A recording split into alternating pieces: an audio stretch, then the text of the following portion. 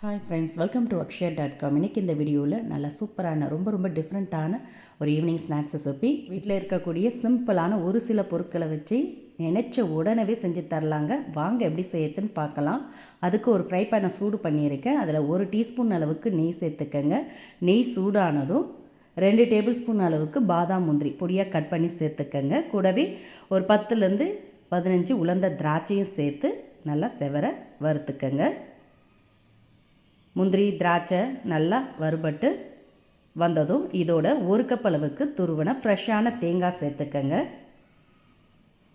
சேர்த்து அதையும் இந்த நெய்யிலே வறுத்துக்கங்க. ரொம்ப ட்ரையாக வறுக்க வேண்டியது இல்லைங்க. லைட்டாக தேங்காவோட பச்சை வாசனை போனதும் இதோட ஒரு 2 டீஸ்பூன் அளவுக்கு நாட்டு சர்க்கரை சேர்த்துக்கங்க. சேர்த்து அதை சூட்டோடு கலந்துக்கங்க. நாட்டு சர்க்கரை சேர்த்ததுமே அடுப்பை ஆஃப் பண்ணிவிடுங்க. நாட்டு சர்க்கரைக்கு பதிலாக நீங்கள் வெல்லம் கூட பிடிச்சி சேர்த்துக்கலாம். அந்த சூட்லேயே கலந்துட்டு அப்படியே ஆற விட்டுடுங்க. இது ஆறட்டும். இப்போ இதுக்கு வேண்டிய மாவை ரெடி பண்ணிக்கலாம். அதுக்கு மிக்சர் ஜார் எடுத்துக்கங்க. அதில் 1 கப் அளவுக்கு பச்சரிசி மாவு, வறுத்த பச்சரிசி மாவு தான் சேர்த்துருக்கேன். புட்டு இடியாப்பெல்லாம் செய்வோம்ல, அந்த பச்சரிசி மாவு தான்.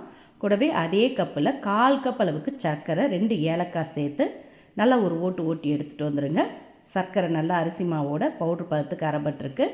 இப்போ இதோட 1/2 கப் அளவுக்கு துருவன தேங்காய் சேர்த்துட்டு 3/4 கப் அளவுக்கு தண்ணீர் ஊற்றிக்கங்க. நார்மலான தண்ணி தான் ஊற்றிருக்கேன். தண்ணீர் ஊற்றி இன்னொரு ஓட்டி எடுத்துகிட்டு வந்துடுங்க. தேங்காய் நல்லா அரிசி மாவோட நல்லா மைய அரைப்பட்டிருக்கு பாருங்கள். மாவு கரெக்டாக இந்த பதத்துக்கு தான் இருக்கணும். ரொம்ப அதிகம் தண்ணி சேர்த்துற வேண்டாம். இப்போ இந்த மாவை ஸ்டீமரில் ஊற்றி வேக விட்டு எடுத்துக்கலாம். அதுக்கு கடாயில் 1 டம்ளர் தண்ணி ஊற்றி சூடு பண்ணியிருக்கேன். அது மேலே ஸ்டீமர் பிளேட்டை போட்டு ஸ்டீமர் பிளேட் மேலே இது மாதிரி ரவுண்டாக பிளேட் இருந்ததுன்னா எடுத்துக்கோங்க. இல்லை டிஃபன் பாக்ஸ் இருந்தாலும் எடுத்துக்கோங்க. அதில் இலை இருந்ததுன்னா கட் பண்ணி சேர்த்துக்கங்க. இல்லாட்டி கொஞ்சமாக நெய் தடவிக்கங்க. நான் இலை மேலேயும் கொஞ்சம் நெய் தடவி இருக்கேன். ஓரங்கள்லாம் தடவினா தான் எடுக்க பார்த்து ஈஸியாக எடுக்க வரும். இப்போ நம்ம மிக்சர் ஜாரில் கலந்து வச்ச மாவை பாதி அளவுக்கு ஊற்றிக்கங்க. ஊற்றிட்டு இதில் நம்ம வறுத்து ஆற வச்ச முந்திரி தேங்காவை இது மேலே சுற்றிரும் பரவலாக அப்படி நிரவி விட்டுடுங்க. ஓரங்கள் போகாமல் இது மாதிரி கொஞ்சம் நடுவில் ஈவனாக சமன்படுத்தி விட்டுடுங்க. நான் ஸ்டஃபிங் எல்லாத்தையுமே உள்ளே சேர்த்துட்டேன்.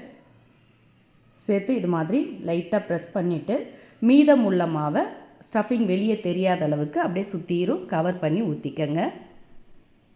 இது மாதிரி அப்படியே பரவலாக ஊற்றிட்டிங்கன்னா கரெக்டாக ஈவனாக சமன் ஆகிடும்.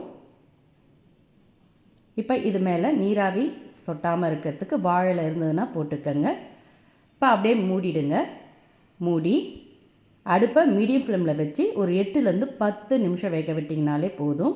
வேகும்போதே வீடு முழுக்க வாசம் வருங்க. நல்லா நம்ம தேங்காய் முந்திரிலாம் நெய்யில் வறுத்துட்டு சேர்த்ததுனால. இப்போ சரியாக 10 நிமிஷம் ஆன பிறகு திறக்கிறேன். பாருங்கள், நல்லா வெந்து இலை மணத்தோடு நல்லா சாஃப்டாக சூப்பராக வெந்து வந்திருக்கு. கையில் தொட்டு பார்த்திங்கன்னா ஒட்டாமல் இருக்கணும். இப்போ இந்த பிளேட்டை எடுத்து அப்படியே வெளியே வச்சு லைட்டாக ஆறட்டும்.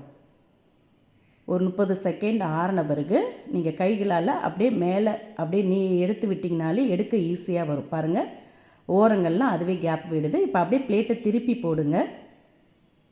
திருப்பி போட்டு அப்படியே மேலே ஒரு தட்டு தட்டினீங்கனாலே ஒட்டாமல் சூப்பராக வந்திருக்கு பாருங்கள். இப்போ அடியில் போட்ட வாழையை எடுத்துடுங்க. எடுத்துட்டு இதை வேணுன்ற சைஸில் சின்னதாகவோ பெருசாகவோ கட் பண்ணி பரிமாறலாம். ஸ்கூல் விட்டு பசியோடு வரும் பசங்களுக்கு சுட சுட ஹெல்த்தியாக இந்த மாதிரி செஞ்சு கொடுங்க.